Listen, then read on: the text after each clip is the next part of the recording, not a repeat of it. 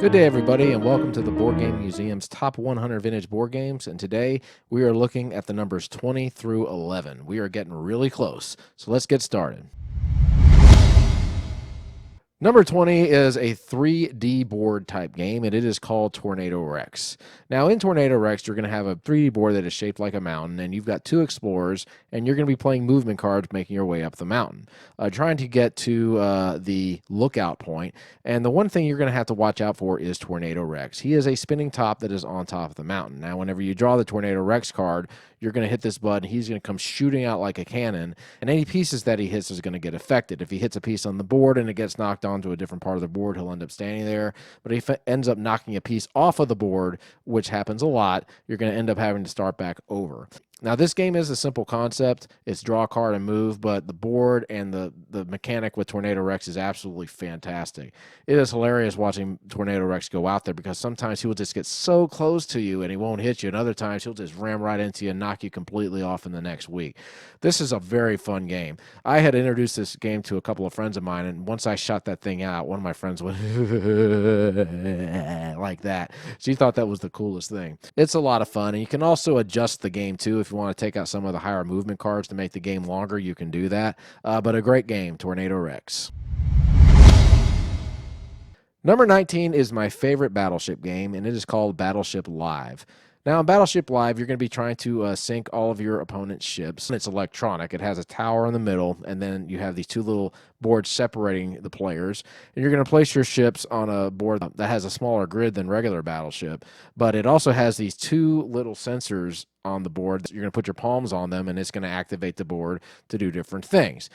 So if you want to shoot certain weapons, you can do that. And it also has a plane that has a track that surrounds the board on both sides, and sometimes you're going to flick it on to your opponent's side, and it's going to shoot missiles down. It's a great game. I love this game. One of the best parts about this game, too, is that the electronic component is going to do different things. Like sometimes it's going to signal a warning that there's a typhoon coming, and it might end up giving one of your hits a damage or something.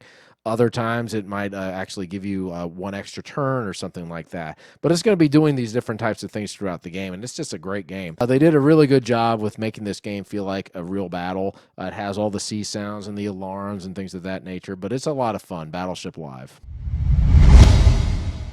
Number 18 is a Star Wars game, and it is called Star Wars Epic Duels. Now, in Star Wars Epic Duels, you're going to be given a team of players, like Han Solo and Chewbacca, for example, and the object is you're going to be trying to kill off the main character on that team. Now, there are a ton of little miniatures in this game. You've got Han, you've got Chewie, you got Luke, you got Leia, you got Darth Vader, you got some stormtroopers, you've got Yoda, you got a whole bunch of these different things. And of course, the cool idea behind this game is, what if Darth Vader fought the Emperor? Or what if Darth Vader fought Anakin Skywalker? They've made all these different possibilities for you, and you can choose whichever team you want to face off against each other. Now, you're going to have cards that are synonymous with each other's character. They're going to have certain powers that they can do. Some will have lightsabers, some will have blasters. And what you're going to be doing is you're just going to be playing these cards, and you're going to be comparing points and things of that nature. And you can also heal yourself. This is a lot of fun. This is a really great game. You've got 4 different scenes that you can play on. And again, there's a ton of different possibilities as far as who you want to fight. But it's a great game, and I like it. Star Wars Epic Duels. Number 17 is another board game that is based off a movie, and this is called Dune from Parker Brothers. Now, this is not the Avalon Hill version based off the book. This is the board game based off the movie that they made in the 80s. Now, what you got is you've got a team of players from the movie, and what you're going to be doing is you're going to be trying to kill off all the other teams. Now, what makes this game fantastic is that you have got so many different options in here. For one, you're going to be trying to make spice, which is the monetary unit, and you've got a harvester that's going to make it, and you've got to kind of keep up with that because people can attack your harvester, people can try to steal your spice. You also have weapons that you can equip your players with, different weapons that are going to do different things. And even when you roll the dice, you've got choices. You can move one player one number of the die, you can move one player both numbers, or you can can split them up. You've also got like a lower ring and a higher ring that both have different things that you can do. You're going to be battling other players. You can make your players stronger. You can ambush other players. You're going to be dealing with storms. You're going to be dealing with like a worm. There's just tons and tons of options in this game, and I love it. You can even invest like the spice, like a gambling thing if you want to try to make more spice.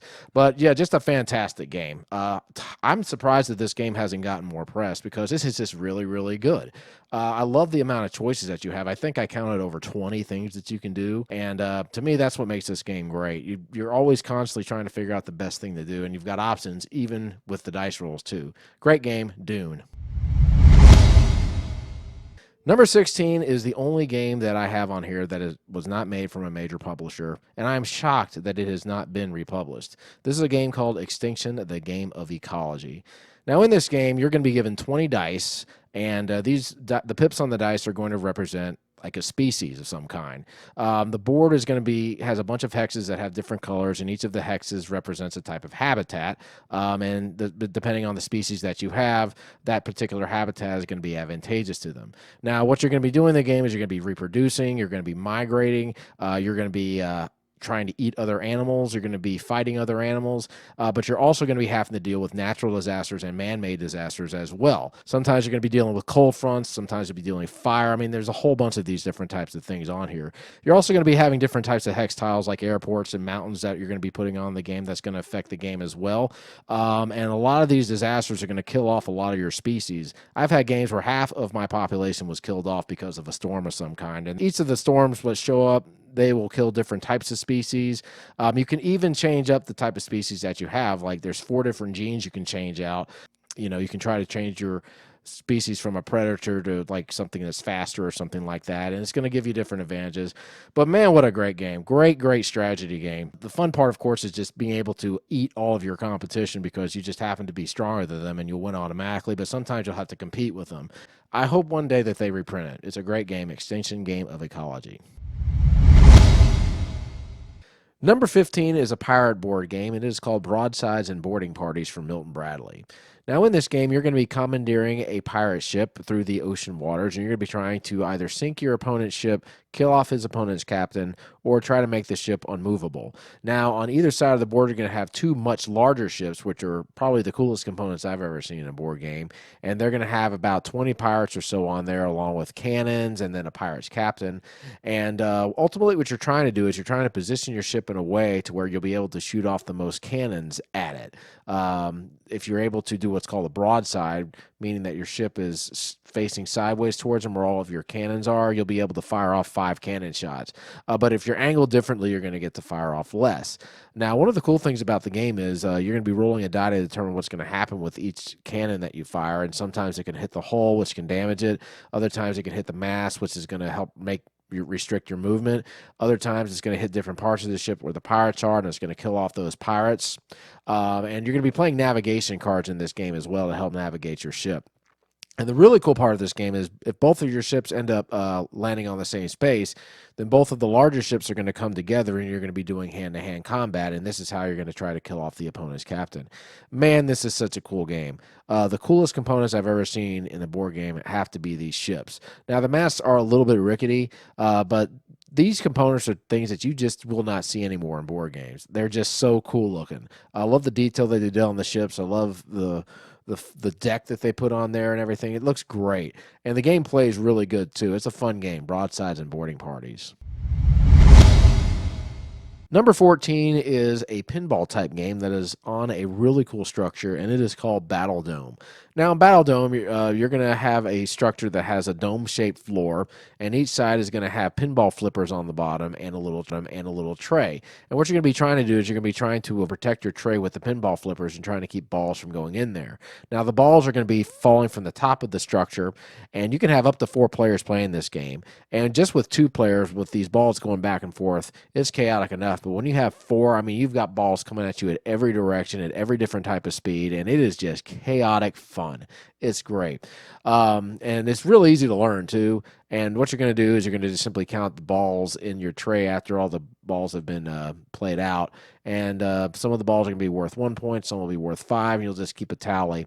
But, yeah, this is a lot of fun. It's a great, fast, frenetic game. If you like pinball games, this is a really good game to get. And it's a lot of fun.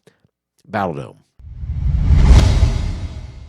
Number 13 is a board game called Mystery Mansion. Now, in Mystery Mansion, you're going to be trying to find a lost treasure of sorts, and it is going to be in a piece of furniture, and there are about 35 pieces of furniture in this game.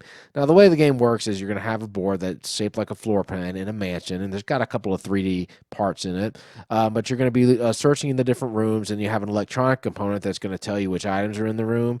You can search the items. There'll be a little number on the bottom or on the top, and you'll have a magnifying glass which you can use to look at it, which is really cool. And then the electronic component is going to give you clues. Sometimes the clues will just be for you. Sometimes they'll be for everybody. And there's certain cards in the game, too, that you're going to be collecting. And you need to get a certain combination of cards in order to get the treasure. Now, you'll actually be able to steal cards from your opponent as well. Some of the doors are going to require keys. But this game is fun. The fact that there are 35 different pieces of furniture in this game and the components are really nice. I love it. I absolutely love it. They've got things like a fish tank, and they've got a couple of dining room sets, and they've even got a treadmill. But the game plays differently every time. The rooms are going to be in different locations for each different game that you play, and it's definitely a good game. If you like games like Clue, you'll definitely love Mystery Mansion.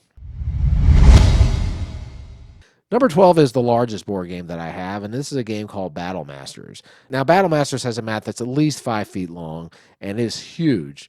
And you also have a ton of miniatures in this game that you're going to be putting on these little trays. And you've got things like wolves and orcs and ogres and goblins and knights and all sorts of things. And ultimately what you're trying to do is you're just trying to kill off the opposing team's army. Now, the way you're going to be doing it is you're going to be drawing a card, and it's going to tell you which army people are going to be moving or attacking, and you're simply going to move them. There's also a castle in the middle, like you can actually get on there, and that's going to give you an advantage. And each team is also going to have a super weapon. One's got a cannon, and then another one has an ogre that has a swinging ball and chain, I think it is. But the game is huge, and it's a sight to behold when you set this game up. It's awesome to look at. And the gameplay is pretty simplistic, but they do have a little bit of an advanced version if you do the story mode, which I really like as well. And there's a little bit of a setup time in this, but this game is just a lot of fun to play. It's a great game. I like it. Battle Masters. Number 11 is my favorite all-time political board game, and it is called Mr. President from the 3M Bookshelf Company. Now, what you're going to be doing is you're going to be trying to become president and vice president, and you're going to choose from an array of characters that have different abilities. And what you're going to mainly be doing is you've got the states divided into 4 different regions, like east, west, north, and south. And then you're going to simply pick one of those regions, and then you're going to roll a couple of dice, and those dice will tell you which states that you're going to be able to visit to try to put in votes and try to win their electoral votes. Now, the cards you have are going to have some states on there, and they're going to have different vote amounts on there, like California, 1 million votes, Montana, 500,000 or something like that. And let's say you ended up with Montana. Well, you've got a card that gives you 500,000 votes, but California has 1 million. So do you hold on to that card, or do you try to get California and play that? But there's more than 2 states on there, so you're having to figure that out. Now, at the same time, you can also do debates. You can also fundraise. There's also going to be cards that, like bulletin cards, are going to kind of change up some of the game and make it some more challenging. And then they also have an absentee ballot folder, too, that you're going to be placing votes in sometimes, too. Absolutely fantastic game. This is a great, great game. I love the way they have it set up. The board is actually set up like a ballot box where you can just slip your votes in the different regions and stuff like that. I think that is really, really cool. It's such a smart game. Now, the debate topics are a little bit dated, like the space program. No one's going to debate that anymore, I don't think. But anyway, this game is great. I absolutely love it. And if you're a fan of political games, recommend Mr. President. Okay, folks, that does it for me this time. We're going to be doing the top 10 the next video. What did I pick for my number 1? Well, you're going to find out next. Take care, guys. Keep on gaming.